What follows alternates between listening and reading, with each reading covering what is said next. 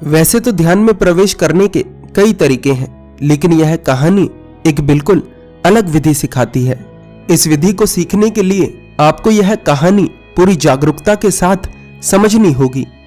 यह कहानी एक ऐसे लड़के की है जो ध्यान सीखने की लालसा में एक गुरु के आश्रम में जाता है। वे महात्मा उस लड़के को देखते हैं और उससे पूछते हैं क्या उद्देश्य है यहाँ आने का। वह लड़का उन महात्मा से कहता है, गुरुदेव, मैं ध्यान सीखना चाहता हूँ। वे महात्मा उस लड़के से पूछते हैं, क्यों, क्या कारण है कि तुम ध्यान सीखना चाहते हो? क्या जीवन में आनंद नहीं आ रहा? वह लड़का कहता है, जो प्रसन्नता मुझे आपके चेहरे पर नजर आ रही है और जो प्रसन्नता मुझे आपके भिक्षुओं के चेहरे पर नजर आ रही है, वही प्रसन्नता मैं अपने चेहरे पर भी चाहता हूँ, इसीलिए मुझे ध्यान सीखना है। वे महात्मा उस लड़के से कहते हैं, ये कारण तो इतना बड़ा नहीं है, यदि कोई और कारण हो तो बताओ। वह लड़का पूछता है, क्या किसी बड़े कारण के बिना ध्यान में प्रवेश नहीं किया जा सकता? वे महात्मा कहते हैं, यदि कारण बड़ा हो तो तुम्हें गुरु की भी आवश्यकता नहीं है, तुम्हारा कारण ही तुम्हारा गुरु बन जाएगा। मगर अगर कोई कारण नहीं है तो तुम्हें उस काबिल बनना होगा कि तुम्हें कोई कारण दिख सके, क्योंकि कारण तो बहुत बड़ा है, लेकिन अगर उसे मैं तुमसे कहूं तो बात नहीं बनेगी। मजा तो तब है जब तुम खुद उस कारण को देख सको। वह लड़का कहता है, तो कृपा कर गुरुदेव, मुझे उस कारण को देखने के लायक बनाइए। वे महात्मा कहते हैं, ठीक है, यदि तुम तैयार हो तो शुरुआत करते हैं।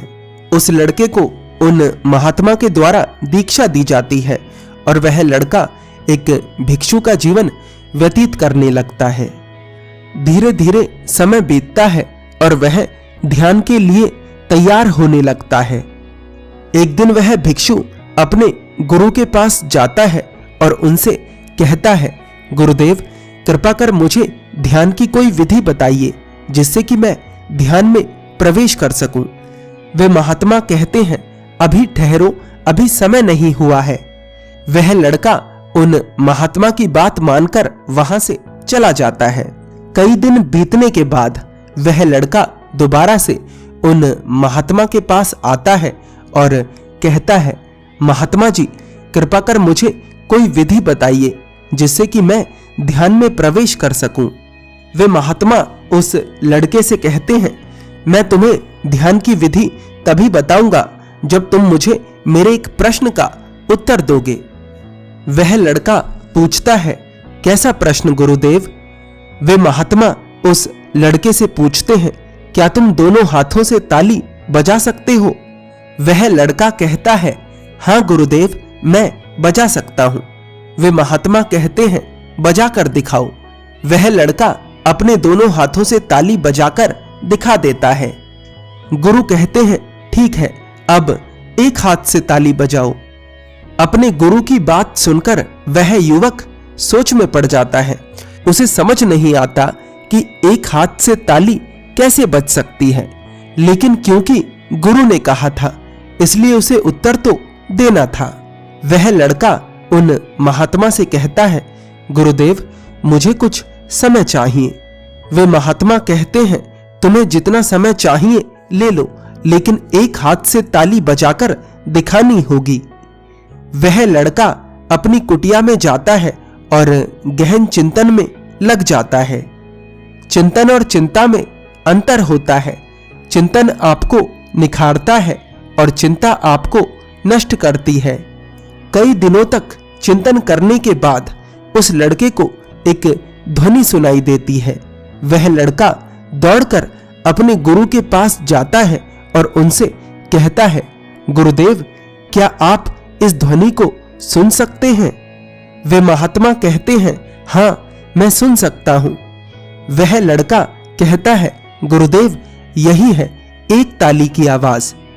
गुरु कहते हैं, नहीं, यह एक ताली की आवाज नहीं, यह तो कहीं संगीत बज रहा है।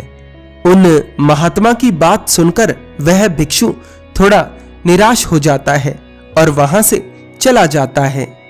वह युवक सोचता है कि अगर मैं यहां बैठकर एक ताली की आवाज सुनने का प्रयास करूंगा तो शायद यह संगीत मुझे परेशान करे, इसलिए मुझे एक शांत स्थान खोज लेना चाहिए जहां पर मैं आराम से एक ताली की आवाज को सुन सकूं। वह लड़का एक शांत स्थान खोज लेता है और वहां बैठकर आंखें बंद कर लेता है और अपने भीतर एक ताली की आवाज सुनने का प्रयास करने लगता है। वह लड़का लगातार अपने भीतर यह प्रश्न पूछता रहता है कि एक ताली की आवाज क्या हो सकती है। अचानक उसे बहते हुए जल की आवाज आती है। उसे लगता है कि यही एक ताली की आवाज है। वह अपने गुरु के पास जाता है और उन्हें उस नदी के पास ले आता है। गुरु कहते हैं, यह भी एक ताली की आवाज नहीं है, अभी तुम्हें और प्रयास करना होगा। वह लड़का दोबारा से प्रयास में लग जाता है। वह बहती हवा की आवाज सुनता है, वह पक्षियों की आवाज सुनता है, लेकिन वह समझ जाता है कि ये सभी एक ताली की आवाज नहीं है। वह लड़का लगभग 1 साल तक लगातार यही चिंतन करता रहा कि एक ताली की आवाज क्या हो सकती है। इस चिंतन में ही अचानक एक दिन वह लड़का ध्यान में प्रविष्ट हो गया। किसी घड़ी में अचानक उसका ध्यान में प्रवेश हो गया। सभी आवाजें पीछे छूट गईं और उसने एक ताली की आवाज सुनी। इस बार गुरु खुद उसके पास आए और कहा, यही थी वह आवाज जिसके बारे में मैं बात कर रहा था। एक बड़े कमाल की बात आप लोगों को बताना चाहता हूं कि एक ताली की आवाज हर क्षण हमारे भीतर जोर जोर से नाद कर रही है, बस उसे सुनने की आवश्यकता है। अब प्रश्न हो सकता है कि इसे कैसे सुने। इसे सुनना बहुत आसान है। अपने दोनों कानों को बंद करिए और देखिए, जब कोई ध्वनि नहीं सुनाई दे रही है तब जो ध्वनि सुनाई दे रही है उसी को कहते हैं एक ताली की आवाज। यह ध्वनि कितनी गहरी है इसका कोई अंदाजा नहीं, लेकिन इसे सुनने की शुरुआत थोड़ी सी जागरूकता के साथ की जा सकती है। इसी को अनहद नाद कहा जाता है।